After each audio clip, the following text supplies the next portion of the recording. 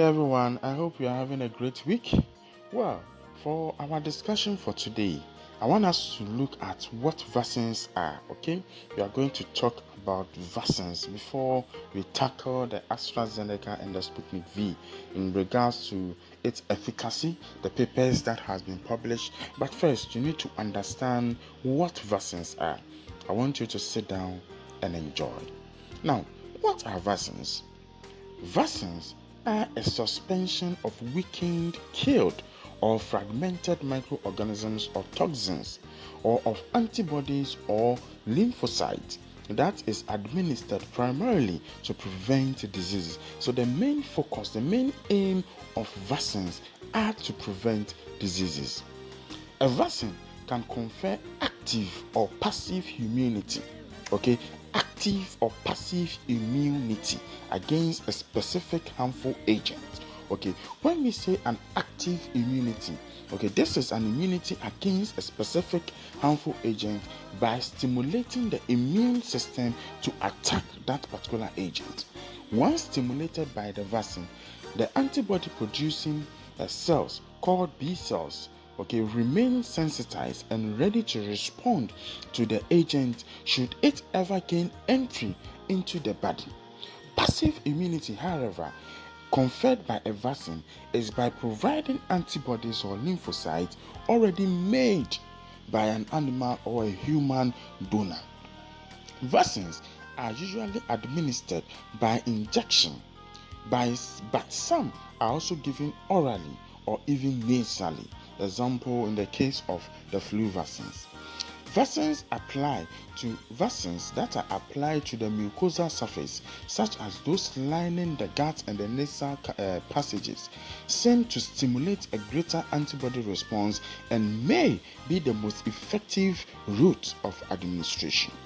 I want us to look at a little history about the first vaccines.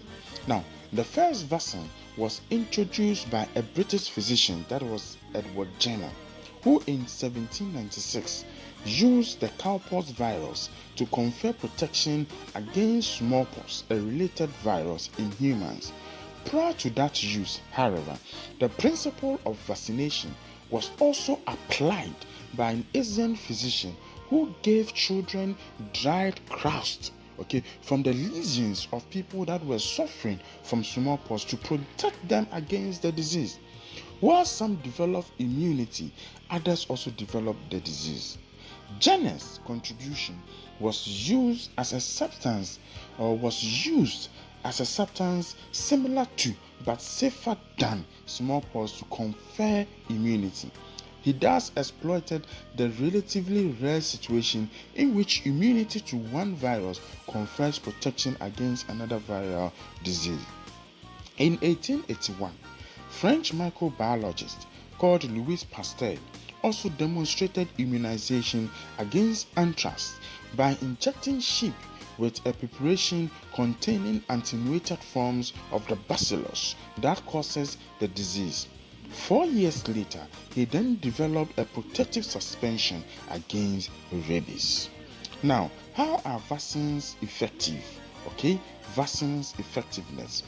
After Pasteur's time, a widespread and intensive search for new vaccines was conducted, and vaccines against both bacteria and viruses were produced, as well as vaccines against venoms and other toxins. Through vaccination, smallpox was eradicated worldwide by 1980, and polio cases also declined by 99%. Other examples of diseases of which vaccines have been developed include mumps, we have measles, we have typhoid fever, we have cholera, we have tuberculosis, we have pneumococcal infections, we have tetanus, we have influenza, okay, we have hepatitis A, hepatitis B, we have some types of encephalitis. We have many more diseases which vaccines has been produced against.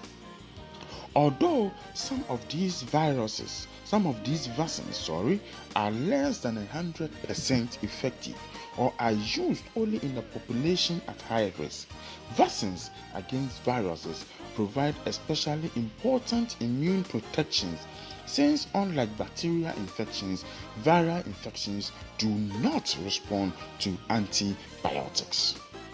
What are the types of vaccines that we have?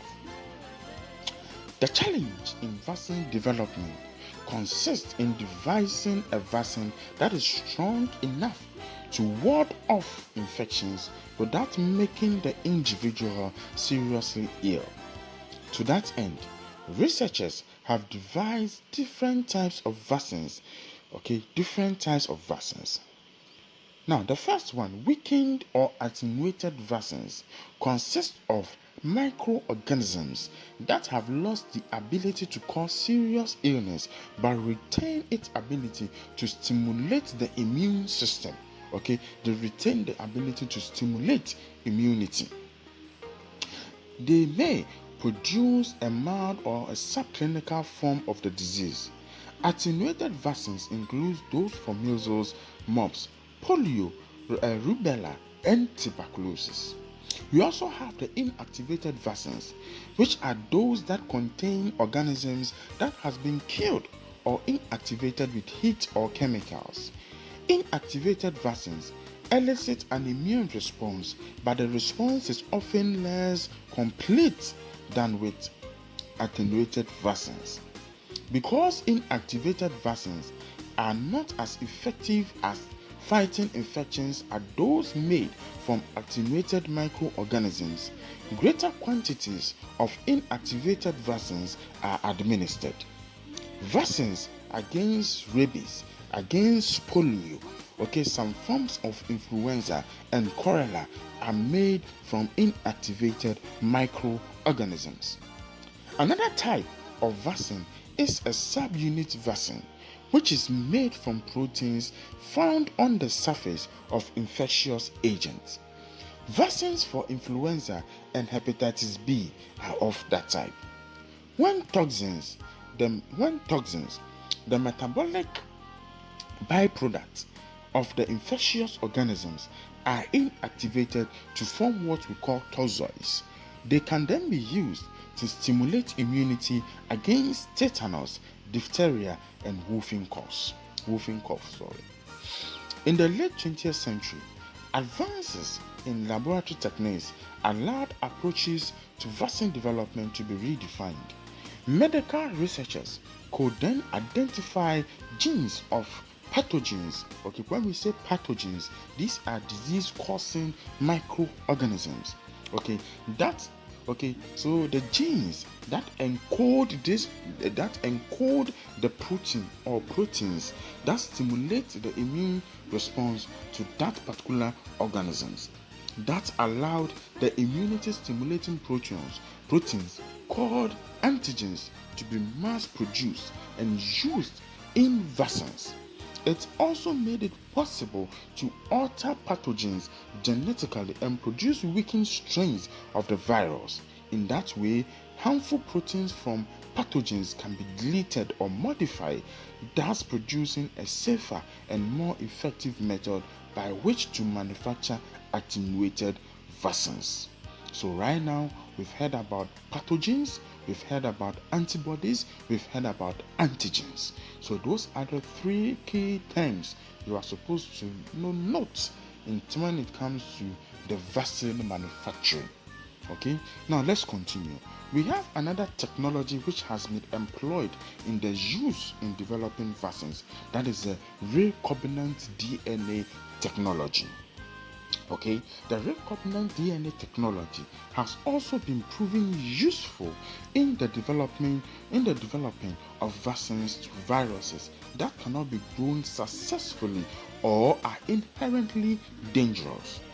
Genetic material that code for a desired antigen is inserted into the attenuated form of the large virus, such as the Yersinia virus, which then carries the foreign genes. We term this the piggyback. Now, the altered virus is then injected into an individual to stimulate antibody production to the foreign proteins and thus confer immunity.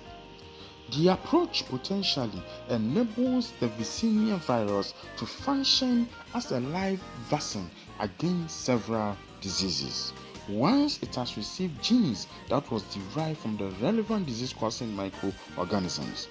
A similar procedure can be followed using a modified bacterium such as Salmonella typhimurium as a carrier of the foreign gene. Okay, so we have a large the gene of a large disease-causing microorganisms. Okay, then by the use of the recombinant DNA technology, we take a part of the gene and insert it into a large virus, thereby making the virus able to initiate or able to cause immune response once that is injected into the individual. Vaccines against human papillomavirus (HPV) are made from virus-like particles. Okay, that's another type, which are prepared through this recombinant technology. The vaccines do not contain the live HPV biological or genetic material and therefore are incapable of causing infection. Two types of the HPV vaccines have been developed, including the bivalent HPV vaccines, which made use of the virus-like particles of the human papillomavirus types 18 and 16. Okay, and we also have the tetravalent vaccine, which are also made up of the virus-like particles of the human papillomavirus types 16, 11, 18, and type 6. Another approach called the naked DNA therapy. That is also a way by which vaccines are made. Okay, this naked DNA therapy involves injecting the DNA that encodes a foreign protein onto a muscle cell. The cell then produces a foreign antigen, which then stimulates an immune response. So we have various means by which vaccines are being made. The attenuated or the weakened one. We have the inactivated. We have by the use of the recombinant technology, and we have also by the use of using the naked DNA therapy. Okay, now what are the benefits of vaccines? In addition to the development of the memory B cells, which are capable of triggering a secondary immune response upon exposure to the pathogen targeted by the vaccine. Vaccination is also beneficial at the population level. Now, when a sufficient number of individuals in a population are immune to a disease, as would occur if a large proportion of a population were vaccinated, herd immunity is achieved. That means that if there is a random mixing of individuals within the population, then the pathogen cannot spread throughout the population. Herd immunity acts by breaking the transmission of infection or by lessening the chances of susceptible individuals coming into contact with persons who are infectious.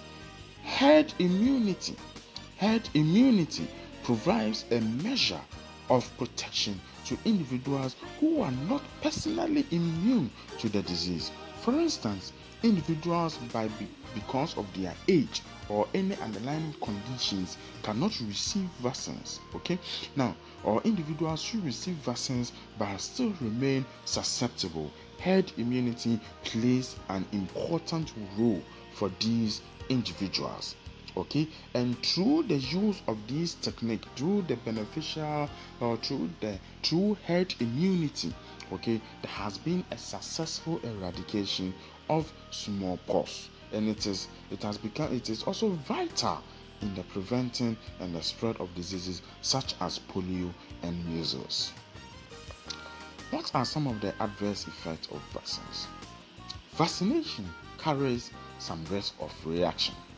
Though adverse effects typically are very rare and very mild, the most common reactions to vaccines include redness, and soreness around the vaccination site. Okay, more severe adverse reactions such as vomiting, high fever, seizures, brain damage, or death are possible for some vaccines.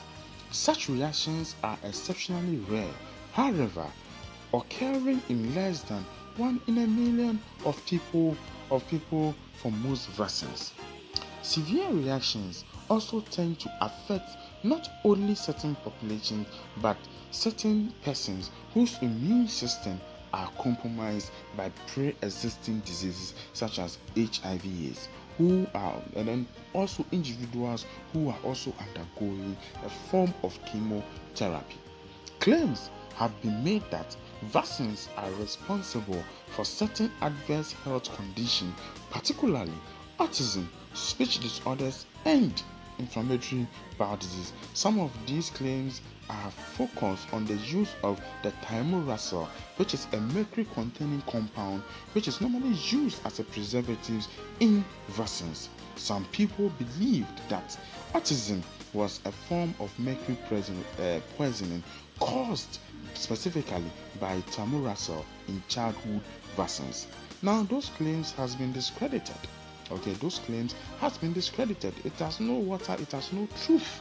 Still, misinformation and fear generated by false claims about associations between autism and vaccines had a significant impact on individual perceptions about the vaccine safety. In addition, most individuals in countries where vaccination is widespread have never personally experienced vaccine preventable diseases. This is all what time will allow us. I guess we've learned a two or three about what vaccines are.